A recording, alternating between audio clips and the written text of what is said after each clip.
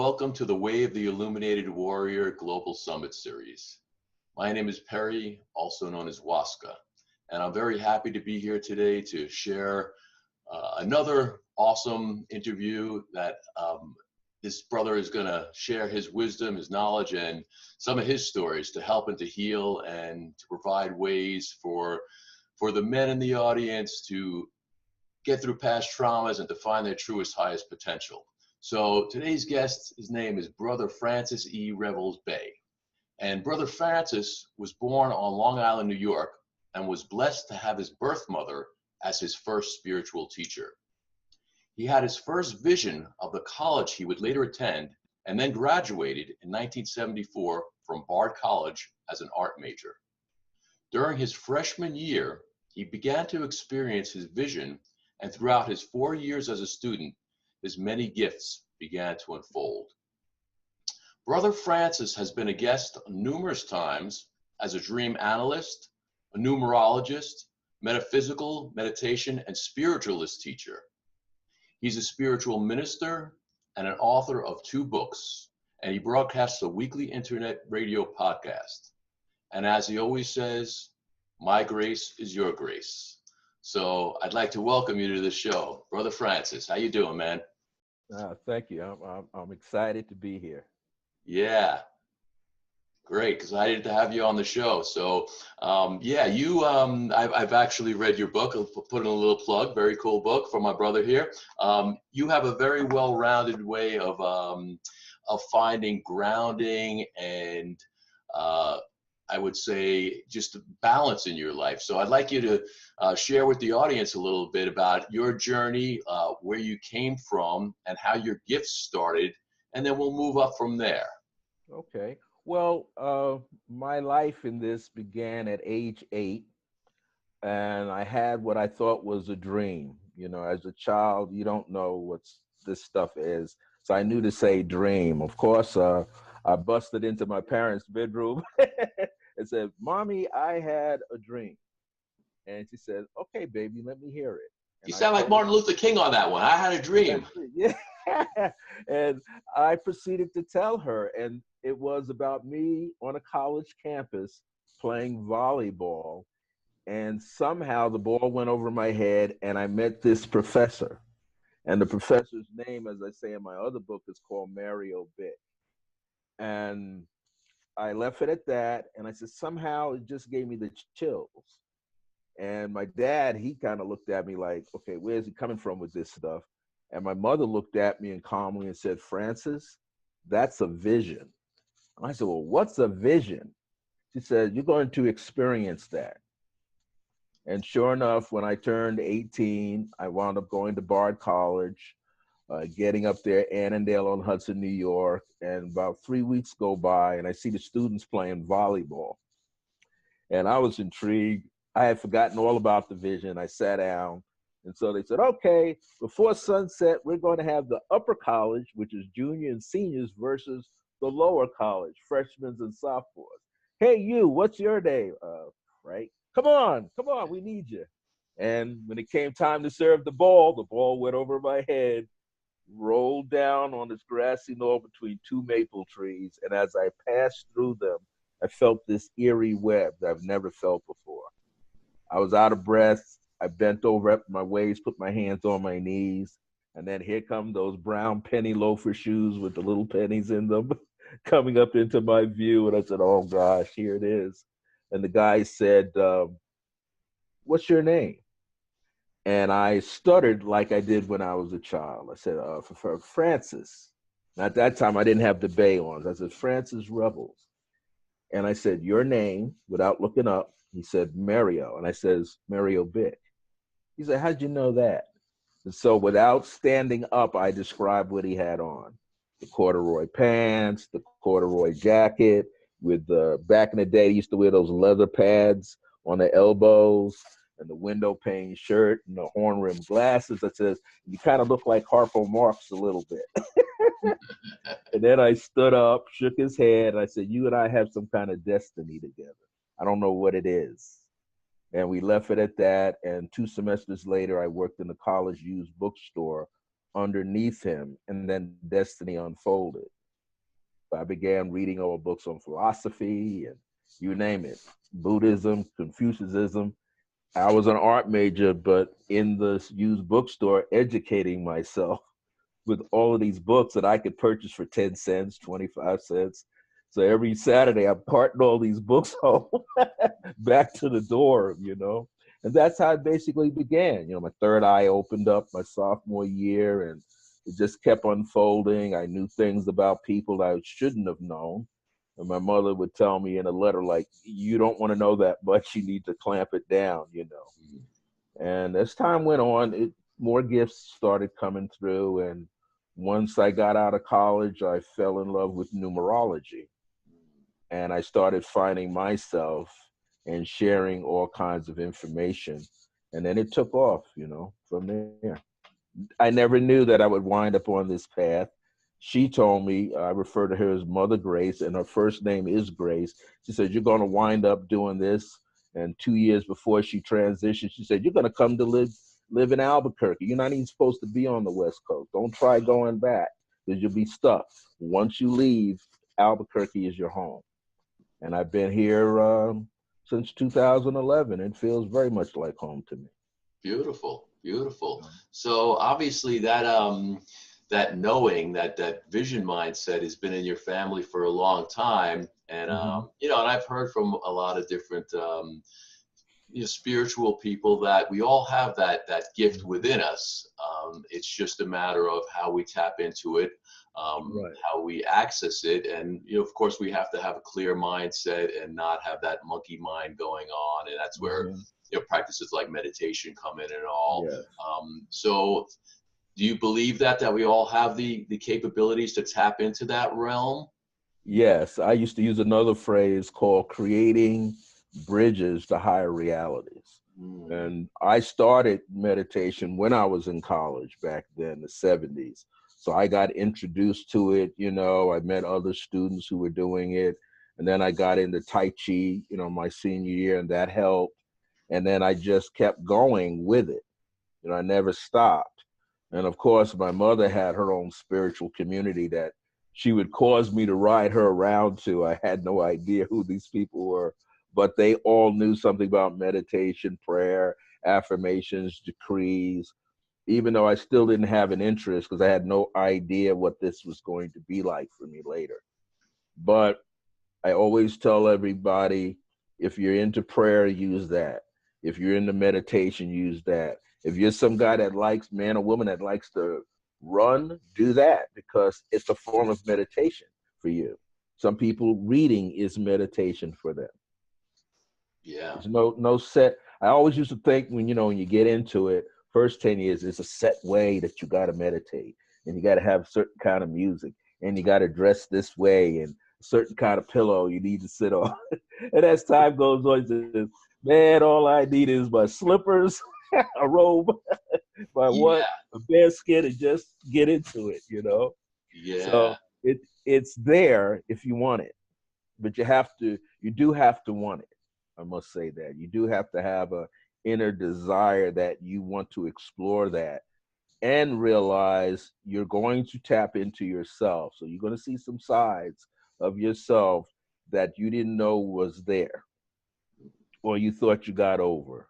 And I Yeah. always tell people they might want to refer to me as a master. I says, I'm no more a master than you are, just like Akhenaten book says no one is higher or lower in this. We all are going to have a rush of symptoms and thoughts, and you're going to have your moments when you cry, a good cry because you need it. You need a hug. Sometimes that's just as basic, and you don't need anything else. So, Yeah. it's Yeah. an, Good. it's, a, it's Good an points. experience. Very good points. Yeah, growing up, I was introverted and all. You know, I grew up in an alcoholic family and experienced bullying and all those wonderful things a young sensitive boy like myself experienced. Hmm. But I was also very frenetic. You know, maybe because I kept things bottled up. I had a lot of frenetic energy, and I remember I went to my first Tai Chi class, and that was kind of my road to kind of like meditation, like, because that's a moving meditation, Mm-hmm. to really just kind of calming my mind as well as my body down. And then I got into qigong and meditation and yoga and martial arts and all. So, like you're saying, very good points. It's whatever works for you is what you could really access and do, because any of those things, or even playing music or being out in nature, I mean, it's all meditative, and it's just getting that noise that's always around us out of our heads, so we could access these other higher vibrational realms. So yeah, Mm-hmm. good points with that. Yeah. So so your teachings, because I know you have a number of different teachings, like even with your ministry and all. So what are you finding? Again, this summit is for men and women, but really focused on men. So what are you finding with the men?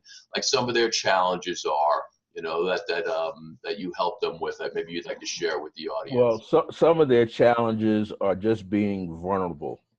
You know, it's okay to cry. Like I grew up, my dad was an alcoholic. You know, my mom wasn't. So that kept myself and my older brother like very, as the kids like to say, awoke Oh yeah, very much. And she would always say, you know, that's your father, and he has a disease, you know, and his brain is being eaten away by alcohol. And I had gone to ACOA counseling when I got older. One of my right, clients was that, and I didn't even know that. And she yeah, helped me for 9 months. So what I learned in that is that men don't realize that they are involved with codependent relationships. You know, there's something that's going to trigger them, but they keep going back to it. And it's like a yeah. drug. Some people, we always used to hear the phrase drama queen. Well, you got drama kings too. Oh yeah, You know, they're in a relationship with a friend. And because that friend could be offering peace in their own way, they're not accustomed to peace yet because they haven't had it. They don't know what that is. So they're going to do something to trigger. And they do the same thing that a bully has done. A bully picks on you, finds something with your appearance to joke on, to explode that in front of other people, because right, what that makes them feel empowered. But we all know when the bully is by themselves, there's no power. They're not right, on stage. So what I find that even with my group of men, and they just come by way of their wives will get a reading, and then they'll bring the husband to get the reading. And then eventually I get them one-on-one. So I said, you know, you got to stop being angry. It's okay to be angry, but you can't wallow in the anger. It's right, okay to be tearful, but you can't wallow in that. Sooner or later, you got to get up out of the mud, yeah, you know, and you have to find a way to help yourself. But we all know learning how to love yourself is difficult. And what I've learned is some people do not have the capacity to love because it never was there or was ripped out of them. So they don't know what that is. And as the teacher, or I see myself more as a spiritual mentor, I let them know I'm just as human as they are. I make mistakes along the way just like they have. And so that allows the wall to come down. mhm, They say, oh, this guy's like me. He's yeah, not perfect. No, I'm not trying to be perfect. I'm just trying to discover me. And I see you along the path to let you know that there is a path that you are on, but you don't have to remain on that path.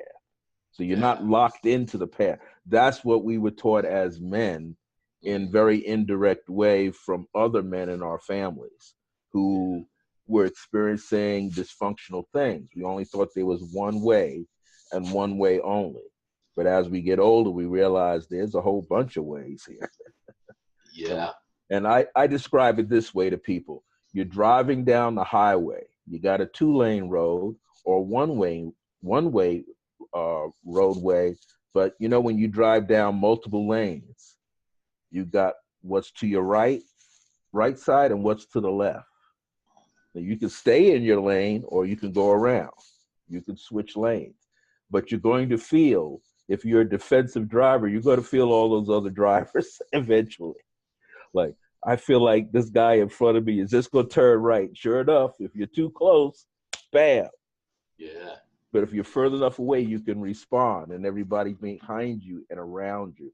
So I always try to bring out to the men that I come in touch with that just love yourself more. No matter what's going on, learn to love yourself.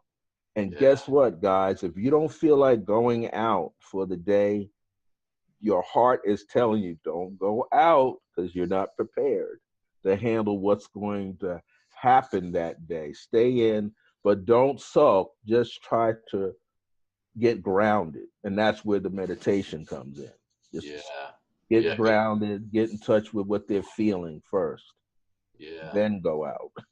Or Yeah, yeah, good points. I mean, we really do need to love ourselves before we could really fully love anybody else. So that's a very, very important aspect which you're bringing up there. Yeah, Mhm. and it's kind of like I remember when my eldest son, you know, we brought him home from the hospital and all. It's like, you know, there's no manual, there's no book for it. It's like you just here's your baby. You know, you take him home and you really kind of figure out for yourself. And you know, so I think about that when I was a little guy, you know, which probably is true for a lot of people and probably why we carry these dysfunctional ways onto the next generations.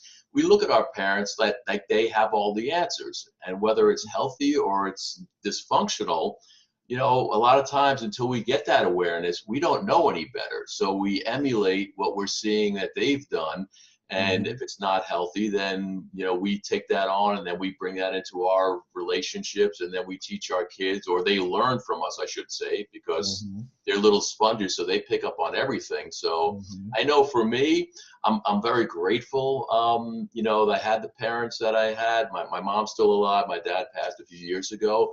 I wouldn't be the person I am now, and I wouldn't be doing the work that I am now if I didn't go through all those challenges that I did. So in a lot of ways, I'm grateful for that. And you know, I really intentionally broke the chains of the dysfunctional things that I saw in my family that I knew I didn't want my boys to experience. I'm sure I gave them other dysfunctional things, but you know, so it's important to really look at those things and have that awareness and of course compassion. So let's talk about compassion a little bit because I know Mhm. you're one compassionate brother out there. So you know, what do you have to share about that? Well, compassion, when I teach it, I tell the people to look at the word. You can define the word by looking at the word. And then that means you have to have a little understanding of suffixes and prefixes. But if you look at the word compass, it's in there. And what do you use a compass for? There's two kinds of compasses. There's one I don't have here right now, but we use it in class and math to draw a circle or radius, right? And in Masonic orders, they show it. It's that little triangle with the point, and then they use the square, which sometimes that regular compass comes with a little curved ruler in there. So that allows you to draw things, draw a circle around yourself, or draw a circle around things that you identify with.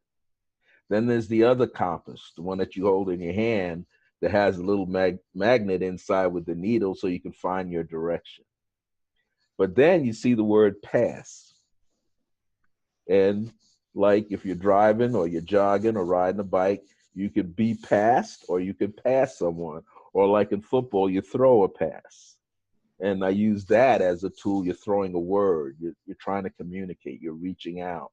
You want to receive the ball back just as much as you throw it out. Then there's ION. That means a charged particle, a charged particle of energy. And COM means together. So what you're striving to do is take what you have inside, bring it together, charge it up, and offer it as a gift. That's I what like that. compassion is. You're offering a gift to somebody. But in your journey, you offer a lot of gifts, and people go, "I don't want that."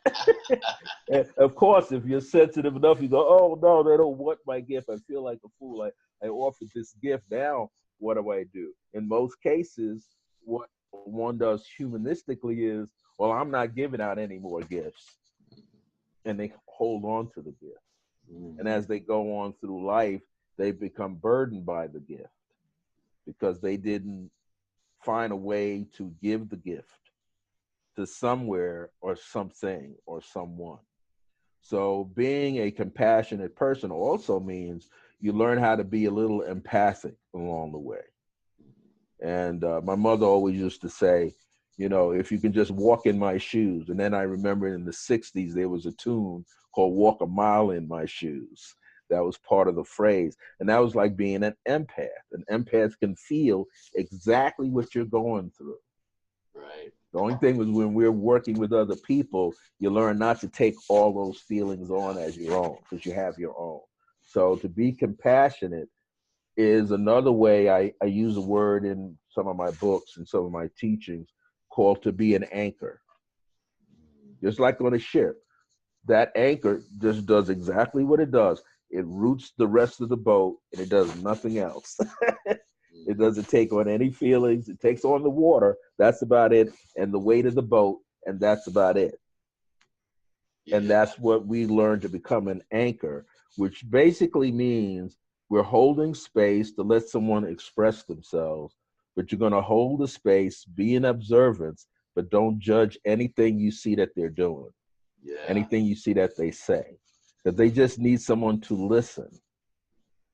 Yeah. So to be compassionate means that you're going to understand or learn to understand what that person is going through. You're not going to judge them.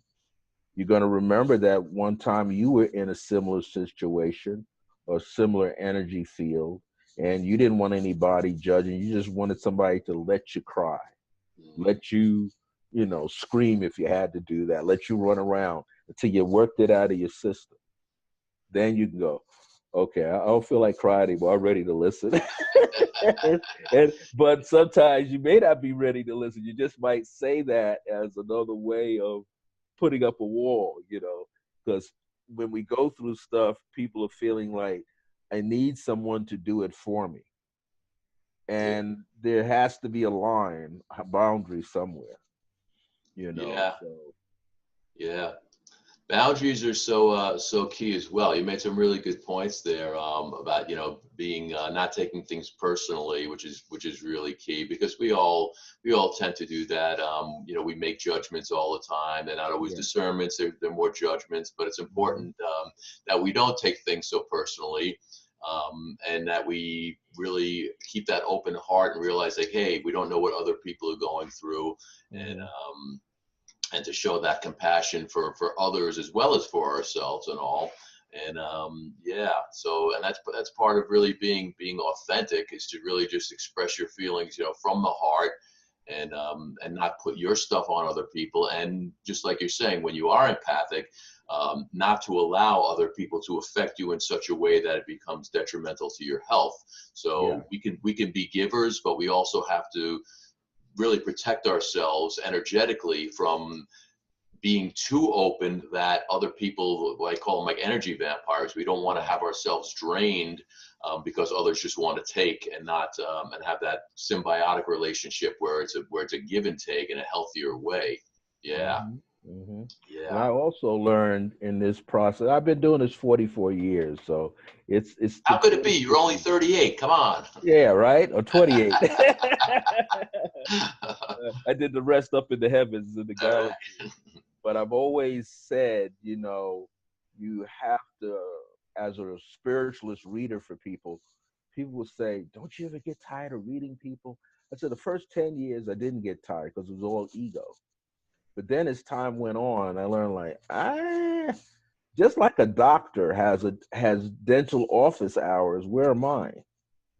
I mean, I'm so wide open to people. I have spiritual family members that can call me. I don't mind. I'll pick up the phone, but not a client often, you know. So I always tell the client I'm available up to a certain point. Mm, Now, after that, you have to kind of hold on to it and wait till the next day. yeah, Because if I don't set that boundary, you'll be calling, you'll be knocking at my door, and I can't really get mad at you because I allowed it. yeah, You see? yeah. So I Sure. always tell people, you know, I've trained myself not to read anybody. Mm, And a lot of my students that I mentor, because I'm a spiritual father, so a lot of people that go, well, how do you do that, Pop? I said, it's hard at the beginning because you got this gift. You just want to share it with somebody. You just want to let them know that you know this about them. But what you got to do is you got to protect them from you, from yourself, because they may not be ready to hear what you have to say, or it's not your business to say it, which most cases is not your business to know that much about somebody.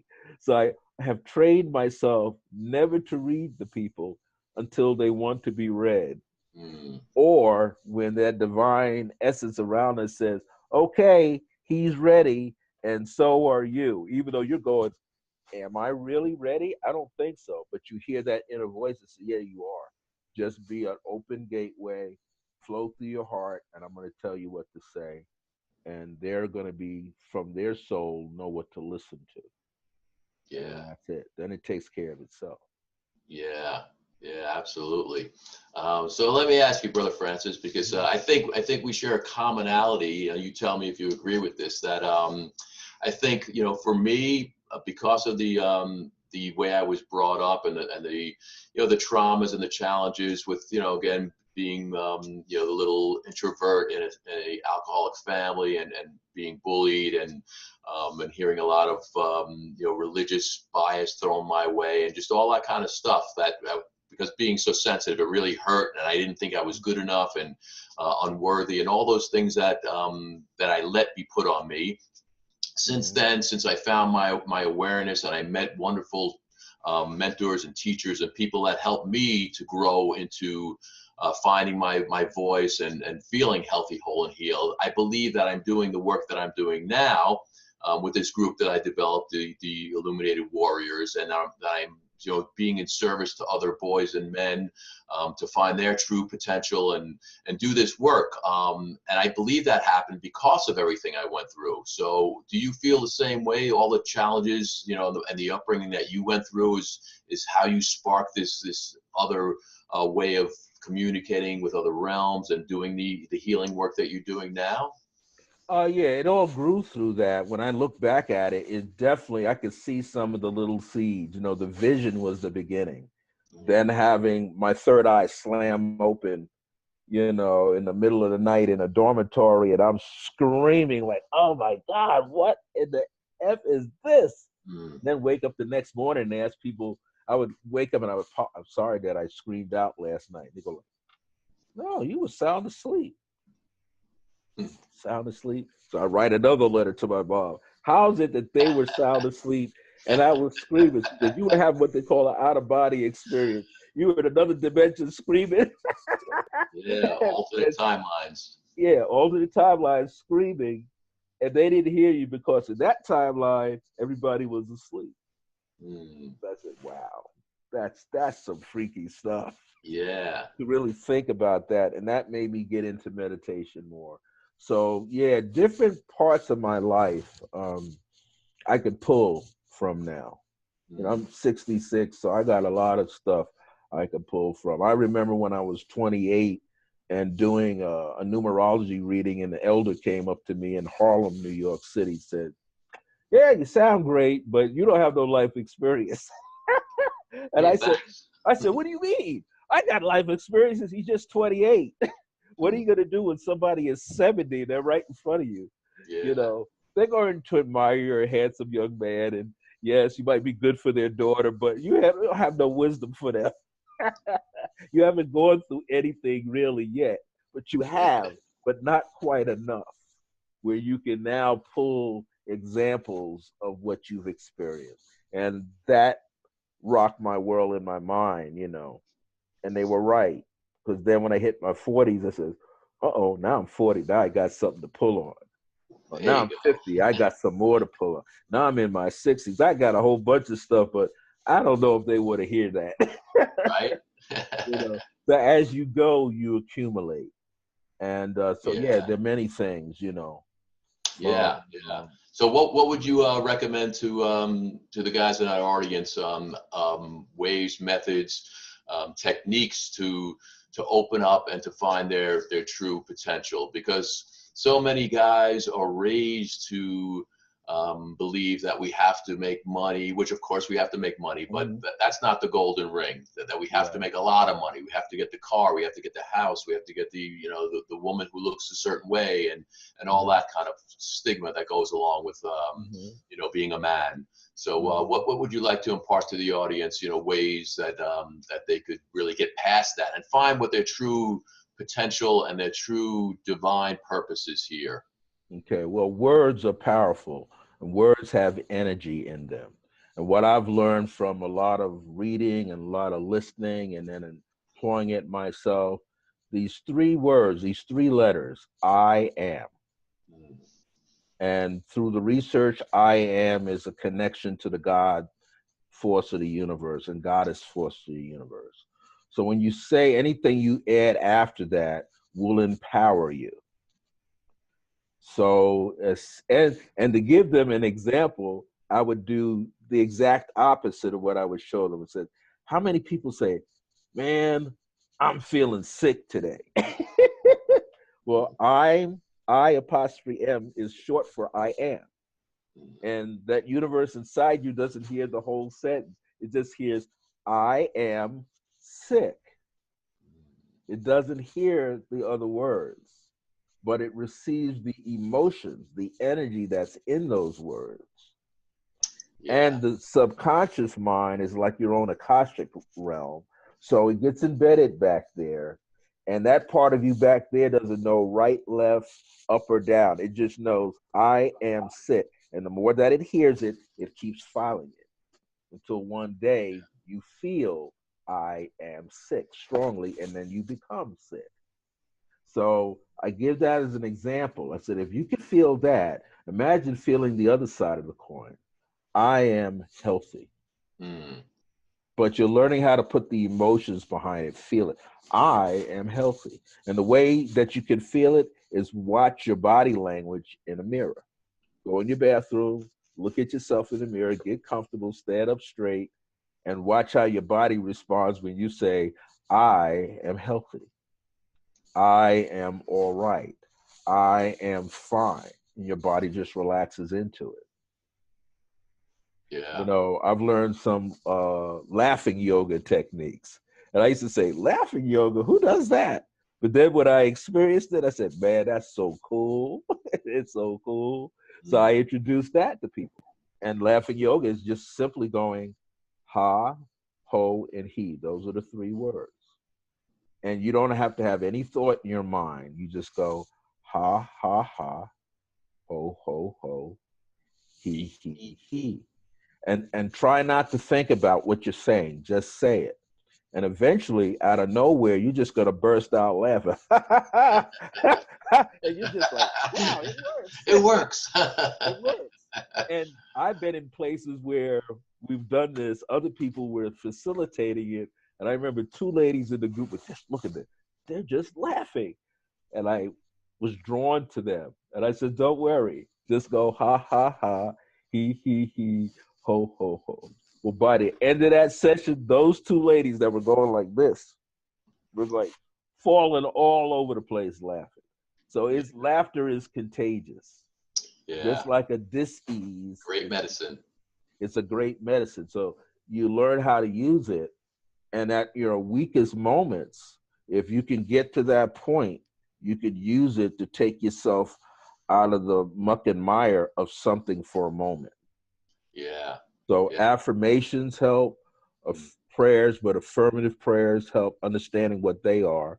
Affirmative prayers, understanding your connection to the divine source, that which is more infinite and greater than you are. And once you know that, yes, you are a reflection of that on this earthly plane, then you can proceed. Yeah, such a good points there. Thank you for that. Yeah, I mean, the universe only knows yes. So the point that you made about even speaking the way you speak, because our words, our thoughts, our words and our actions really, I mean, once you put it out there, it's out there. So it's so important to really be mindful of starting with the thought.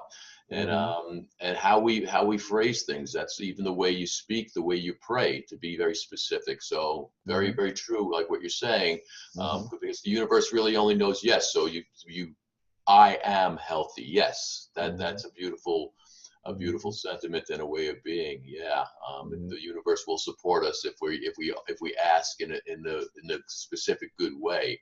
Yeah, Mhm. And see, if people say something that's negative, well, the universe says yes to that too, because it only knows one way. absolutely, yeah, You and know? it's even confirmed with science. Dr. Masaru Emoto did all those experiments with Mhm. crystals and water droplets, and we're depends how old or young we are. We're made up Mhm. anywhere from if we're babies to closer to Mhm. 80 to 90%, and we get older, it's 60, 70% whatever of water. We're made up of water of crystals, Mhm. so if you haven't seen those pictures of the tests that he did, all the positive affirmations and the words just made beautiful, symmetrical, gorgeous, crystalline, um, you know, um, Shapes, yeah. composures and all. And when he exposed it to negative emotions and words and all, it was disjointed and asymmetrical. And he did all these tests to just actually scientifically prove that the vibrations of love and light and beautiful music vibrations, they do support our health and healing. So Mhm. that happens. Hey, we know what it feels like when somebody says something hurtful to us, how it affects us emotionally, or somebody says, hey, I Mhm. love you, as opposed to, I don't even like to use the H word, but I hate you. I mean, it really does have a huge impact. Mhm. So our words, our thoughts, our words, our deeds are so important to stay positive with that. So yeah. So thank you for sharing all your wisdom with that. Mhm. And before I forget, I want to give you the opportunity to share with our audience. Brother Francis has got an awesome free gift that he's offering everybody. So if you'd like to share a little bit about that.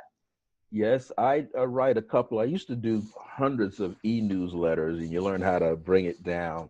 So I have a special e-newsletter. I send it out every month. You get it within the first 5 days of the month. It's called Two Bears, and the subtitle is A Double Dose of Spiritual Remembrance and Divine Grace. And it has a little drawing of a black bear and a brown bear kind of touching the paws and putting their paw on each other's heart. And it's anywhere from 3 pages, sometimes to 5 or 6 pages. But I have a subscription where you can get 6 months. People normally pay 6 months issues, $25, and 12 months they get it for 45. I'm offering 6 months subscription for free. Thank you, Brother Francis, for that generous offering. That's a valuable thing that I'm sure everybody could benefit from. Mhm. So before we conclude for today, I want to give you the opportunity, because there's so much wisdom that comes out of you. If there's anything that you'd like to leave our viewers with, any words of wisdom, any closing thoughts that everybody could benefit from in your Yes, experience. yes. Where everything from the beloved Akhenaten to Nefertiti, I would just like to reveal to everybody that you are love. You are fine. There's not a lot that has to be fixed or worked on. But what you want to do is every day, and I do this, go look at the mirror and I look right into my eyes and says, you know what? You're all right. You know what? You're blessed. You know what? I love you. Because that way you're talking to yourself. And you hear and see that reflected inside yourself. You can simply embrace yourself and say, I love me.